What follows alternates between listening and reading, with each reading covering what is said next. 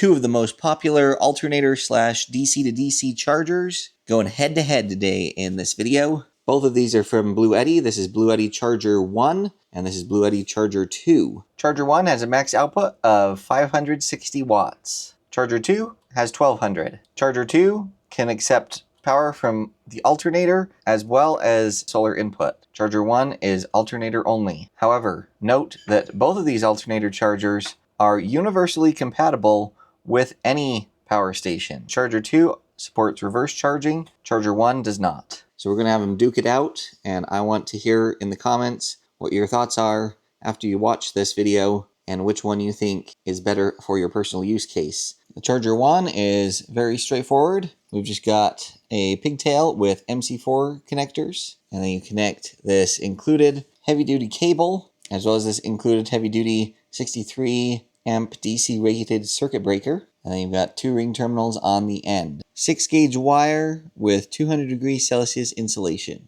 And then it also comes with some hardware, tools, etc. The actual box is 5 7/8 wide, 4 3/8 deep, and 2 3/8 tall.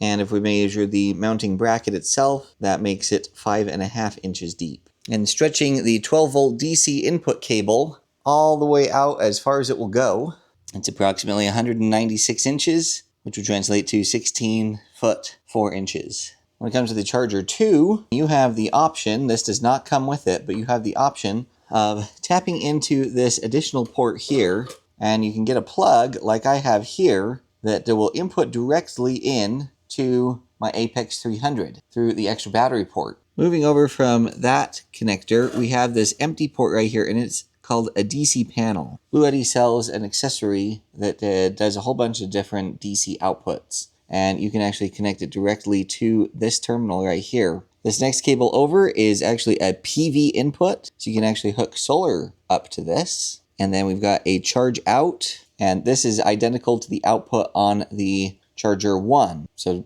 basically universal compatibility with anything that can accept power from MC4 connectors. Instead of a circuit breaker, they include a terminal fuse. And once again, this wire is 6-gauge 200 degrees Celsius. And stretching the DC input cable on the Charger 2 ends up being approximately 194 inches or 16 foot 2 inches. Charger 2 is 9.5 inches wide by 7 5/8 deep, and it is 2 3/4 tall. And if we include the full width, including the brackets, we're 10.5 inches wide.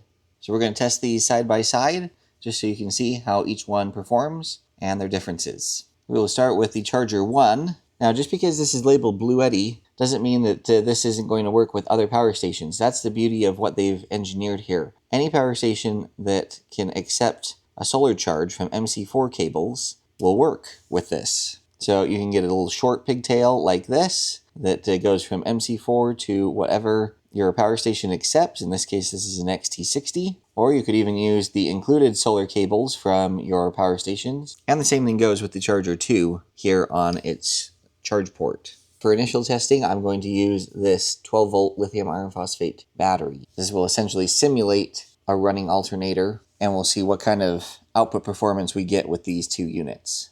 This Charger 1 connects to the Bluetti app, and you need to toggle the switch on. And at the moment, I'm coming up here to the Elite 300, and you can see we're pegged at just about 560 watts. Which, if you look at the side of this Charger 1, you can see that it has a max output of 15 to 56 volts, 10 amps max. Well, 56 volts times 10 equals 560, and that's what we're getting right here. So we have officially maxed out the Charger 1. Now, this does have a little fan that runs in it. Let me let you hear that quick. Now, obviously, that was with me holding the microphone right up next to it. It's not super loud by any means, but it's audible. And so this does have a silent charging mode where you can flip this switch. And with that enabled, you can see we're hovering just around 300 watts now of input instead of 560. So you do lose some power, but the Charger 1 is significantly quieter with its fan noise. Now, another very cool feature is you can come here to the charging voltage. It says to go ahead and disconnect any devices you have connected before changing this. So we'll go ahead and do that. And then here you're actually able to select the voltage that this puts out on the MC4 cables right there. So if you have a Bluetti power station, you can actually come here to select model, and you can actually select a Bluetti power station model from this, and it will automatically load in the ideal charging parameters in the Charger 1. However, if you don't own a Bluetti power station, then you can simply come in here and hit custom. You have to accept the disclaimer here, and now you can dial the voltage into whatever you'd like. So let's say that your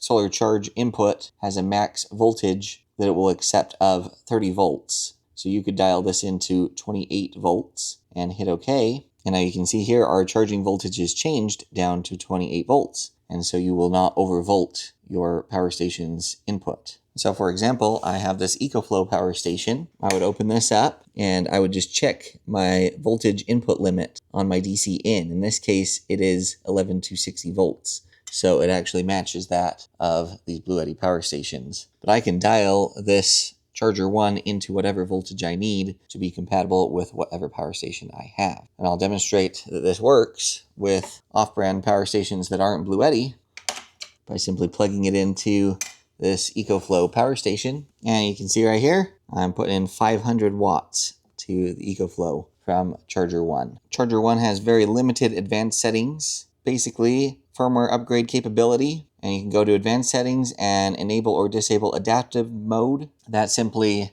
allows these power stations to adapt to smart alternators, since that's kind of a thing in newer cars.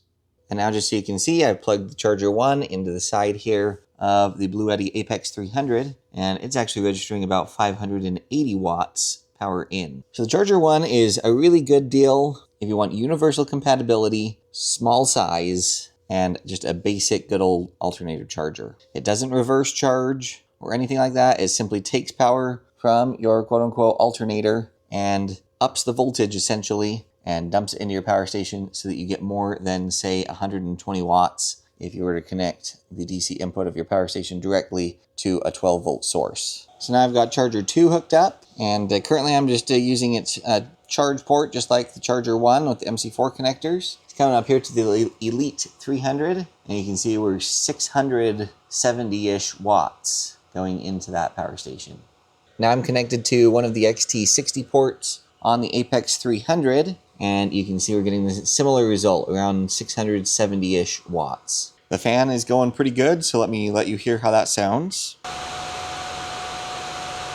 So I would say it's actually a little louder than the Charger 1. I think that's simply because this is pushing more power through it, so it's got a little more heat to dissipate. Charger 2 has a little more comprehensive app, but let's try silent charging on it. So it's silent mode enabled, which is truly silent. On Charger 2, we are about 260, 250 watts. And once again, Charger 2 works with third-party power stations as well. And you can see we're maxing it out at 500 watts. 500 watts is the maximum input wattage on the EcoFlow Delta 2 that I'm testing with. So now I'm going to show you something epic with this Charger 2, and that is this cable right here. So I'm just going to plug it into the extra battery port right there. And then if you notice here in the app, we're pushing nearly 700 watts to the Apex 300. Now, one shortfall with this setup here is there's no communication protocol between the Apex 300 and the Charger 2.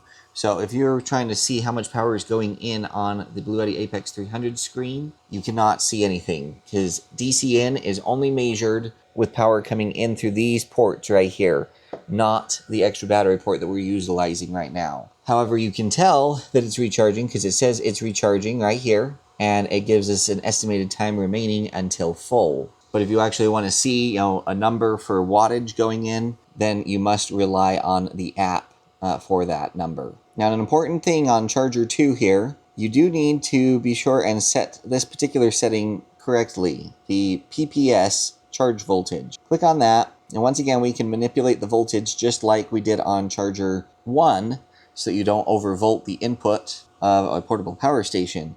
But in addition to that, there's actually this additional feature here where you can change the charging power in watts, and you can max it out to 1200, which is what I've done, or anything in between 1200. And so now I've got this connected up to the Elite 300, and you can see we're putting in about 1200 watts, 1160, whatever. So Charger 2 essentially doubles your power output that Charger 1 can do. Now, something else important to take note of, at least at the time of making this video, you cannot have something running on the charge port through the MC4 cables, like I have the Elite 300 doing right now, while simultaneously charging through this cable over here. You can see that there's no indication whatsoever on the Apex 300 screen that it's recharging. And that's because Charger 2, again at the time of making this video, prioritizes charging out of the MC4 connectors. So if I were to disconnect this right up here, and we look down here now, you'll see that we're actually starting to recharge again. So you can go ahead and have this plugged in if you have this set up, and Charger 2 will just automatically prioritize whatever's connected to this. And then if that gets fully charged and stops, then it will automatically divert power through this cable and into, say, your Apex 300. Now I know what a lot of you are going to want to see is what happens if we plug both of these in at the same time. Well, there we go. Got them both plugged in. And so with both plugged in, you can see it's actually prioritized the MC4 cable connection once again, just like we saw before. Not sure why we're not getting the full 1200 watts. That input on the Apex 300 should be able to handle that. And I do have it set to be 1200 in the app still. But once again, it just goes to show that it does prioritize this charging cable before any kind of the proprietary charging cables. I did a full, very in-depth review on this Charger 2, and I'll be sure and leave a link to that down in the description. But I'm going to insert a quick clip from that video of me testing the PV charging. Okay, so I got these solar panels hooked up here. It's coming in here. We finally have something reacting on PV. Tap on that. Look at that. It's registering 37.8 volts. So now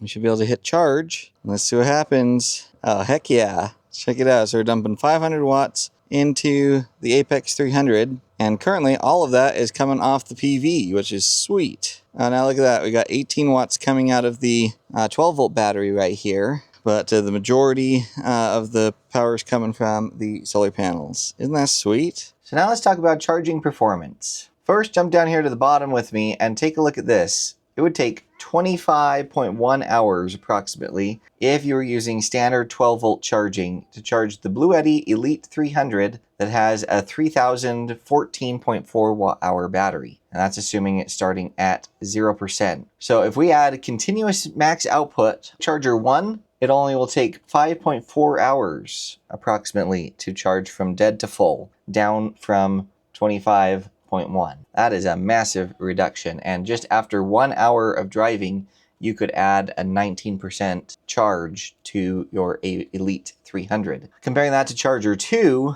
look at that. 2.5 hours from dead to full. 40% added to the battery after 1 hour of driving. That is a tremendous increase in speed and performance from the Charger 2 if you can fit the larger size unit where you need to. The Charger 2 is actually able to connect to Wi-Fi as well as Bluetooth, and then it also has the ability to reverse charge. Now that only works if you are connected with the special proprietary cable. You cannot get power out of an input, right? Or you can use PV power from, solar panels, and what will actually happen is it will reverse charge your starter battery. However, please note it does not work with lithium iron phosphate batteries. So what are the upgrades that you get with Charger 2? Well, you get double the charging speed. You get to combine solar plus alternator charging. You get the added feature of the reverse charging, and you have Wi-Fi plus Bluetooth compatibility. But even if you don't want to spend the extra money or devote the extra space for the Charger 2, the Charger 1 still brings a lot more to the table. Significantly more output versus the standard, 120-ish watts you get from a standard 12 volt outlet. You get the perfect voltage for whatever power station you are using for maximum conversion rates. Both of these units provide protection for your starter battery in that they will sense the voltage and they will stop charging once your starter battery reaches a certain voltage. That way it does not continue to deplete your battery and leave you stranded, which could be why you may want to consider the reverse charging. And again, both of these are universally compatible thanks to their MC4 connection standpoint. So if you have a quote-unquote solar generator that can accept solar, it can accept a charge from the Bluetti chargers. So I want to hear from all of you.